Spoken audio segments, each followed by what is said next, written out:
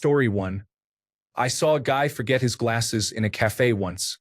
He came back for them, saw me watching him, so he turned to me and said, "I'd probably lose my balls if they weren't in a bag." To this day, that saying is my favorite. Story 2. Many years ago, I was upset about something stupid, and a friend of mine said, "There are problems, and there are inconveniences. The better you are at telling the difference and acting accordingly, the better off you'll be." Story 3. Proper prior planning prevents poor performance. Makes you money. Thanks, Dad. The problem is that I have too many six-packs in my abs.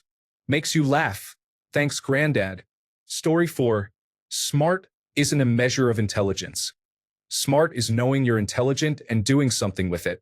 It only took me 15 years to really use this advice. Story 5. When I was 17, I had to go to court for an unpaid speeding ticket. I lived by myself and they told me an adult needed to be with me. My mom had moved out of town my senior year, and I chose to stick it out by myself, so I had to call my very absent father to come with me, and he agreed. After we sat there and watched other folks appear before the judge and be shown no mercy, there was a break in proceedings. I went outside with my dad while he smoked, and the first thing he said was, "Well, princess, this judge is about to drop kick your ass. Get ready." It was so funny and accurate. I probably saw him less than 10 times again in my life, but I think of that line every time life is about to get rough. Well, princess, life is about to drop kick your ass. Get ready. Story 6. It's not something deep or remarkable, but luck is when opportunity meets preparation. I have taken this into my professional life. I have had people tell me I have lucked into raises, promotions, or new jobs. I don't think it's luck. I have stayed ready for my next opportunity, and I don't waste it when it comes. Story 7. Perfect practice makes perfect.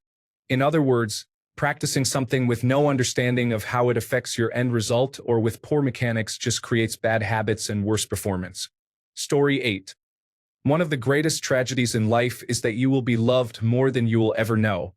This quote stuck with me recently as I've been starting a new job and beating myself up a lot, thinking I'm doing a poor job and disappointing people or being a burden to others. This thought started bleeding into my day-to-day life as well. I came across this quote and, for some reason, it just shifted something in me. I thought back on all the times I was so disappointed when a classmate or coworker of mine didn't show up to class or work, and I felt sad they weren't there, even though they would never know because I wouldn't tell them that. I thought about how many times someone just smiling at me or saying hi as I was walking in public made my day, although they would never know because I didn't get the chance to tell them. It made me think about how people probably have felt like this about me at some points too, and it really made me feel a bit more confident and comfortable with myself, even though I am far from perfect and loved all the time. We will never truly understand all the small moments we were loved. Story 9. I moved to California for school, and as I was nearing graduation, someone said, "You're one in a million, so that means there are 38 of you here," referring to the population of California at that time. It made me feel incredibly small and not useful. I felt like I would have absolutely no impact or future as an individual if I stayed there. Within a few months, I was moving back to small-town Canada. Story 10. My grandpa once told me, "Don't borrow trouble. It's expensive and rarely worth the cost." At the time, I thought it was just an old person thing to say, but as I've gotten older, it makes so much sense. Worrying too much about what might happen or stressing over things out of my control has never helped, and I think about that line every time I catch myself spiraling. It's like a mental reset button. Story 11. I have a couple. 1. In Derua leaked die craft, in the quiet lies the power. 2. Do what is hard, and life will be easy. Do what is easy, and life will be hard. Don't gild the lily. Quid Latine dictum sit altum videtur. Whatever is said in Latin seems profound. 5. The poem If by Kipling is absolutely filled with good advice for young people finding their way through life. I always advise people to give it a read. My favorite stanza is, "If you can fill the unforgiving minute with 60 seconds worth of distance run, yours is the earth and everything that's in it." 6. Sin in haste, repent at leisure. Never wrestle with a pig. You both get dirty, but the pig likes it. Story 12. If you always do what you always did, you will always get what you always got. Just because you can buy it doesn't mean you can afford it. Healthcare is a business, and the money is in the treatment, not the cure. Life in America is subscription-based. Story 13. My high school sociology teacher, Mr. Jackson, would always tell us to smile like hell and play the game. It stayed with me for 25 years, and I really feel like I've gotten quite a bit farther in life than I would have without it. Story 14. Friend got a call from his brother who was trying to get him into something. My buddy replied with, You got a mouse in your pocket." Still one of the best replies I've ever heard. Story 15. Nothing is made better by panicking. My dad, at the time a firefighter and paramedic, told my sister and me this many times growing up. The first time I remember hearing it was when I was around 7 and he was driving us home during a snowstorm and the car skidded a little. My sister screamed, and Dad stopped the car in the street. Small town, empty roads, to explain how her screaming could only make a situation like that worse. Story 16. Life is too short to match socks. How many hours in a life do you think the average person spends matching socks when most people will not see them or care? Metaphorically, worry less about making the small things perfect. Story 17. Morgues are full of people who had the right of way. When I'm driving, I'm always prepared to yield for whatever foolish move the other person is about to make. I don't care if I'm in the right. I just want to get to my destination safely. Story 18. I was at a local video rental store about 20 years ago, as you might have guessed. I asked the clerk for a recommendation for something funny I hadn't seen before. "Have you seen a Mighty Boosh?" "No," I replied, but I was intrigued. "Check it out. It will blow your mind." A really solid qualifier that has always stuck with me. Story 19. I was 17 and had my first serious girlfriend. One day, my dad said to me, unsolicited, "If you don't please your woman, she'll leave and go find someone that will." He told me this while he was cheating on my mom with another woman. It stirred years and years of deep insecurity in me and a complete disregard for monogamy for a while. A real gem, that guy. Story 20. Nobody cares. Said by my father to me when I asked him whether it was okay to do certain things. Do not let the fear of what other people could think stop you from doing things you like. Want to try a new food? Do it. Want to go to a new country? Do it. Want to wear a new style of clothing? Do it. In other words, relax. Story 21. Everything has a consequence. My mom drilled this into our heads as we grew up. Not all are bad, but it definitely made us think through our decisions, big and small. Story 22. It's not popular, but I love it. They copied all they could copy, but they couldn't copy my mind. And I left them sweating and stealing, a year and a half behind. Rudyard Kipling. Story 23. The first thing you do when you find yourself in a hole is stop digging. A lot of people could save themselves a lot of headache if they lived by this. Story 24. Don't ask, don't get. My first boss in 2011 was a relentless sales and marketing guy who had helped to make So Beverages what it was back in the 1990s, and he said this at least once a day. I don't work in sales, but I adopted that mantra in many areas of my life, especially in work settings. No shame, if you want something, ask for it. The worst they could say is no, and you can decide how to proceed from there. Very few people are out there handing out benefits and opportunities for no reason, so if you aren't asking, then you're not even at the table. Story 25. When they are little, they step on your toes. When they are older, they step on your heart. Elderly woman talking about her children. Haunts me to this day. Story 26. There is a lever A and a lever B, and this one's a leave her be. Used when trying to fix something I know very little about. Do not put your finger where you wouldn't put your private parts. This one explains itself. You can only deal with what you have. Usually when a better solution to a problem is available but currently unavailable. Better to be looking at it than looking for it. Take supplies, tools, or gear with you, even if there's only a small chance to use it. Story 27. No news is good news. It means if you are not being criticized or acknowledged, it's actually a compliment. People trust you to do what you do without guidance or input. The ultimate confidence. Story 28. Nothing to it but to do it. Got it from a friend who got it from a television show, I think. This saying had prompted me to just act on things I am dreading. Just get it out of the way. Story 29. I can genuinely say that the first thing I learned in business school is, there is no such thing as a free meal, from my macroeconomics professor. Everything, no matter what, money or not, comes with a cost.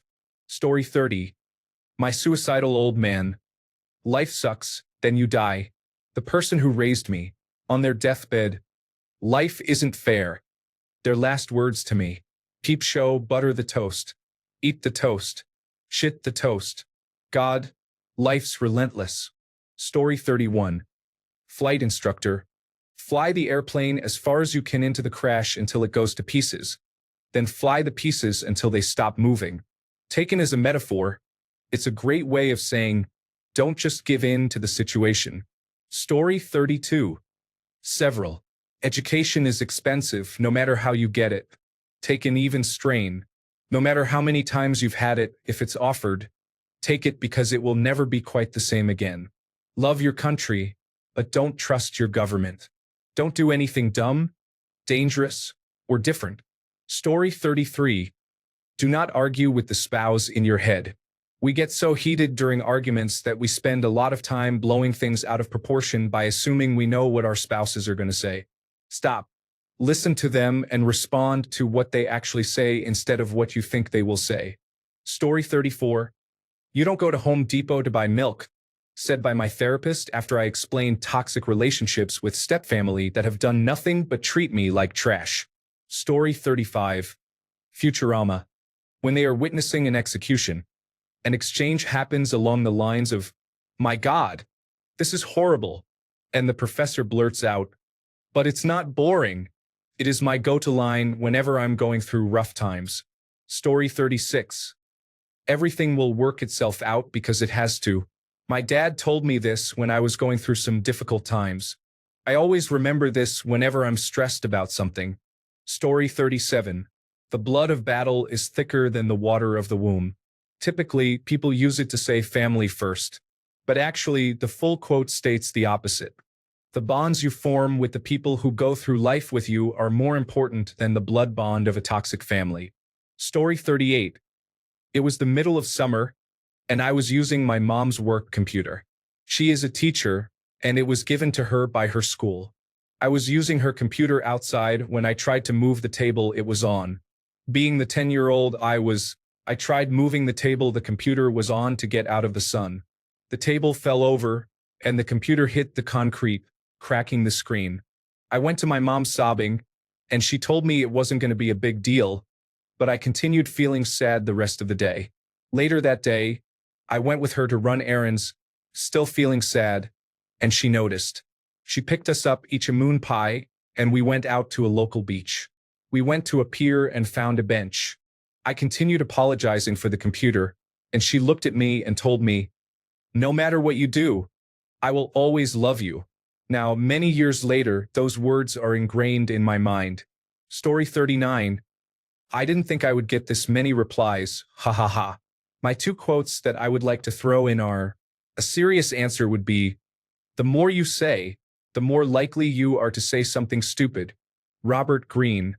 My much less serious answer would be, with enough patience and saliva, the elephant fits into the ant. My Spanish friend Pablo. Sounds much better in Spanish. Story 40. Don't let perfect get in the way of better. This was said by the amazing woman who started our volunteer group that helps outside dogs. She meant that even if we can't convince every owner to bring their dogs inside and treat them like family members, we can at least upgrade the dog's living situation with an insulated and waterproof doghouse, straw for bedding, a replacement for a heavy chain, and so on. But I have found the phrase to be useful in so many aspects of life. Story 41. Treat others how you want to be treated. It's simple, but it's stuck with me because it's a reminder to lead with kindness and respect in every situation. Story 42. I've got a few. My great-grandmother had the best, and her son actually published a book with all her sayings. Don't take any wooden nickels. That's using your head for something other than a hat rack. Go to war. Instead of saying, get out of here, or you can't be serious. Story 43. I once was having a bad day where everything was going wrong for me, and my father-in-law says, so, if it was raining cats, you would get hit with a stick, and I'll never forget it and use it whenever I can. Story 44. It's not a great saying, but it stuck with me. A non-commissioned officer in my platoon once got yelled at by a first sergeant for some nitpicky nonsense. He stood at parade rest while this man yelled in his face in front of a bunch of lower enlisted soldiers, myself included.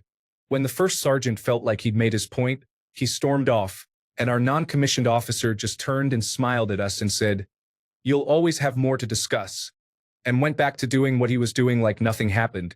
It was like a switch flipped for me after that, and it made my time in the army and my adult life so far much easier. His point was, sometimes you're going to get yelled at, and it will often be for some nonsense. So you can get mad or sad or try and argue to protect your ego, or you can just nod, say, understood a few times, and then that person will leave and you can go back to doing your thing. He genuinely didn't care. It was just words. No use getting upset about it. He was a pretty good leader. You'll always have more to discuss. Story 45. I grew up with a grandmother who was always bitter and mean for no reason. She complained about everything and everyone all the time. I hated being around her and how ugly she could be. It was especially embarrassing when people came to visit.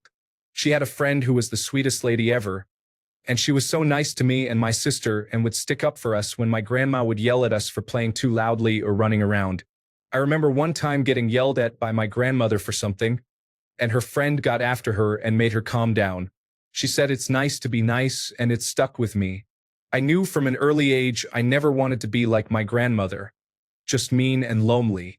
I try every day to be nice to everyone I meet, even if they're rude. I've heard forget politeness before, but to me it's not worth being ugly to anyone, especially if it affects your daily life and the way you interact with others. Plus, you never know what someone is going through. Sometimes just being polite or smiling at someone can change their mood and make their day.